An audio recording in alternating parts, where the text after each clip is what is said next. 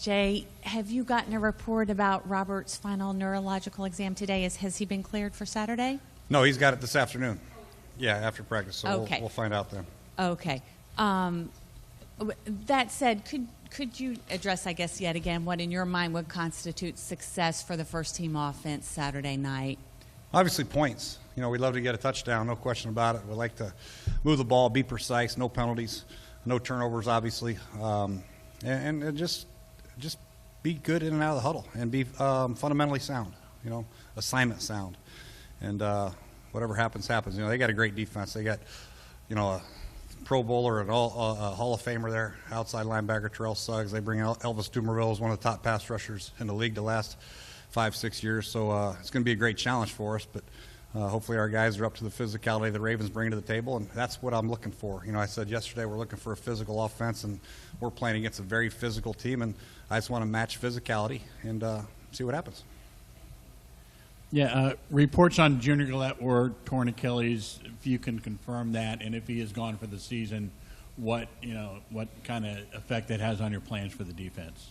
Yes, he is gone for the season. He has surgery tomorrow, Dr. Anderson, and it's hard to say. You know, he was practicing excellent out here, and we know what type of energy he brought to this football team in the short time that he was here, and we're all fired up about the pass rush ability that he had. Unfortunately for us, we never got a chance to see him in a game and see what it was like with him and Ryan in the game at the same time, or him and Preston, or him and Preston and Trent. And it's unfortunate, but we do feel good about addressing that position in the draft the last 2 years with Trent and Preston. And those guys are going to have to step up and play like we think they can play. That's why we drafted them. Jay, in a way, does it help that, I mean, Junior wasn't able to practice for a while, so it's not like those guys' reps are any different. I mean, they were out there pretty much the entire training camp doing what you wanted them to do, Trent and Yeah, you know, we've been hit by the injury bug obviously before, and it's unfortunately hitting us at the tight end spot, and obviously Adam at special teams, and now Silas Red at running back, and now obviously Junior. Very frustrating, but you know, we have been giving these guys a lot of work. We have been force-feeding Preston, and Trent Murphy's got a ton of work the last couple of years, both in OTAs, off-season program, all that stuff. So we feel good about those guys being ready to play. It's just that we thought that Junior was a special pass rushing type guy. Not to say I don't feel the same way about Preston and Murph, but we like to have a lot of people rushing the quarterback, and this is a minus a very good pass rusher, which is unfortunate. But I feel good about moving forward with obviously Trent and Preston. You've got the cut to 53, and I think about 9 days is when that's done. And then, of course, an earlier one on Tuesday. How is that process coming along? Is this something you guys discuss on a daily basis? And kind of where are you at in that process right now?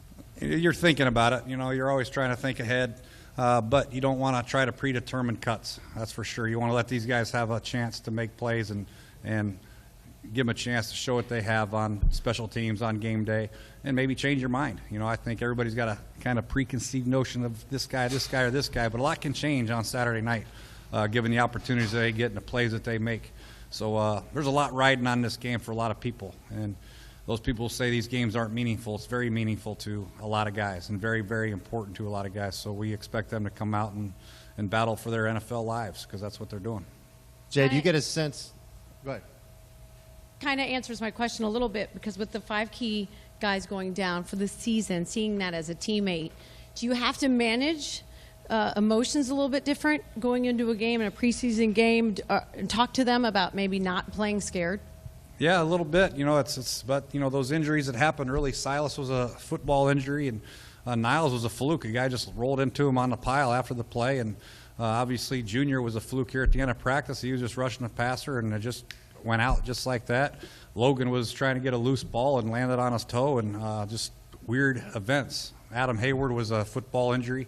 But they all understand the risks involved in pro football, both in practice and in games. And they understand the importance of protecting themselves, and we try to do our best teaching the fundamentals, getting them in shape in the weight room, and doing our best we can to preach good, solid, fundamental tackling and teaching tackling and pad level and all that stuff. But unfortunately, injuries happen. They hit us in the core a little bit sooner than we'd like, especially with Niles and Adam, and Junior was really coming into his own, not only as a player but in the locker room. People really were liking him, and Logan is obviously a leader in the tight end room. So those hurt, but we feel good about the strength of our locker room, adding the new guys that we had, and the veterans coming back, Keenan and Hatcher, and obviously the guys on offense with Trent and Pierre. And those guys are going to have to step up, and we're still going to have to rally. Do you get a sense from, with the injuries and all the talk, the attention you guys are receiving, being just the preseason quarterback, the offense, do you get a feel for the guys on the field that they're able to concentrate and focus on football? I mean, you get a good sense for that? Yeah, I do. I think they're kind of used to it, and they're used to blocking out the noise around here. It's not a negative. It's just something that happens around here, more so than probably any other market. And they're fine with it. They know that we come out here to work every day. We prepare in a meeting room. We come out and practice hard, and we go about our business and do what we're supposed to do, control what we can control, and play hard. And that's all we're trying to preach as coaches, man. Block out the negativity surrounding this franchise, and it's our job as a football staff and a football team to go out and change the perspective and perception of this franchise, and that's what we're trying to do. But we have to go out and prove it and do it in order to get the negativity out of here. It seems like in recent years, whether it's ACLs, Achilles, the soft tissue type injuries are more and more prevalent, not just here, but league-wide. Do you have any idea why? I do not. And we've done a lot of research, and Coach Clark is the best in the business, and we try to do our best as far as working them, resting them, making sure they got enough time, and the rehab facility we have here is top-notch, and we try to monitor how much they're running, and it's just unfortunate. These guys work out very hard, and they get in great shape in the off season, but things happen when they're running that fast. Yeah, can you give us maybe a little bit, maybe one example of some of that research and how you've maybe changed something over the course of the last couple of years, whether it's here or your time in Cincinnati, where you've changed something based on research and seen maybe an improvement? Well, I just think in the off-season programs, how hard we work after, like, let's say we do a power day with our legs in the weight room. We're not going to run them that hard that afternoon, as opposed to, let's have a power day in the weight room, work on squats, and then go out here and run full-speed drills that day. That's an example. If we're running them, if we're not running them enough, we're working them harder in the weight room. We try to get a good balance between rest and working them extremely hard. And I can get a gauge on the receivers. We have monitors on a lot of guys on how much they're running. And then we'll taper off of them the next day and really get a gauge on not overworking them and trying to keep them fresh. And that's the toughest thing. You want to get your work in, but you also want to keep them fresh on game day, and that's something that we monitor very closely. We're in the past, hey, we're practicing this long, no matter what, we're getting these drills in. We don't care, you're running this fast all the time. Now we really have a good idea of how to not work them when we feel like they're tired. Jay, as the head coach, yesterday the Gillette news obviously was a tough one to take for you, I'm sure. How do you, as a head coach, go about then presenting the face of the franchise when you're talking to guys, and how you have to maintain your body language to sell, to get them not worrying about what happened, but looking forward, and just that whole process for you? That's tough. You have to address the group, and people get concerned, and people really, we're growing to like Junior, but we have to let them understand that we're going to do everything we can to get Junior healthy and back, and he's going to be a Redskin next year, and we're going to take care of him, and he's going to come back stronger than ever. That's a talk we have to have, but you also have to challenge the young guys. You have to let them know that on any given play, something could happen to a guy in front of you, and you got to be ready to go. You can't accept this fact that you're a backup or a practice squad guy. You got to assume that you're going to be in the game in a crucial situation, and you got to be ready to go. And we have to challenge everybody every day to make sure they're working equally as hard as the starters, getting the mental reps, working on themselves mentally in the meeting room and on the practice field, so they are prepared. And we feel good about our depth, and that's something we addressed in the off season. The depth of our football team, I feel like, is as good as it's ever been around here. At least I've only been here 2 years, but we feel good about that and getting guys ready. Back to the injury situation a little bit, especially on special teams. You guys lost hundreds and hundreds of special team snaps between even Silas Redd and Hayward and Paul and Paulson. What are you seeing guys stepping up into the void? You drafted a couple of guys, Spencer and Jarrett, kind of with that in mind. Are guys like that really starting to step up and say, hey, I've got to contribute, I've got an opportunity here? Yeah, you're right. That's probably the most important spot of, losing some of the guys, because we got to have guys who maybe have never done that step up and do it. And that's, if there is a light at the end of the tunnel losing somebody. It happened early enough where we can work on the replacements, get them quality work in the preseason games and out of practice, instead of having it happen on a Thursday. We playing on a Sunday. So we got to get other guys ready. And the good thing is I think everybody in the locker room know the importance of special teams, and they're willing to put the work in and figure it out. And Coach Kotwika has a good idea of the body types that he wants to work and the type of guys that he thinks that can do it. And we're going to try different people in different spots until we find the right mesh. And hopefully it's sooner than later, but that's why these games are very important, the last 2 games. Coach, along those same lines, how would you assess the coverage on the special teams to date, and also especially in the kickoffs department with Kai and your other guy? Yeah, not bad. Not bad. We have a little work to do, but I've been impressed, especially with our punt team. Tress has been, the other day against Detroit, man, he had some punts that were outstanding, and sometimes he kicks them far and high and out-kicks our coverage a little bit, but our coverage was outstanding. Kickoffs, we really want to give our opportunity to see our kickoff team cover. So we, basically kicking it, give them a chance to return it and seeing what guys can run down there, and you can see a lot between how guys are running down, how tough they are, if they're avoiding blocks, staying in their lanes and all that stuff, and the tough ones and the ones that aren't quite ready for the collisions. But we're getting a lot of quality work, and we have gotten a lot of quality work, and we will get it the last 2 weeks. But a lot of guys need to step up there, because we know firsthand the importance of special teams here. The year before I got here, we were last, and I think last year we were bottom quarter of the league. So we showed some improvement, but we have a ways to go.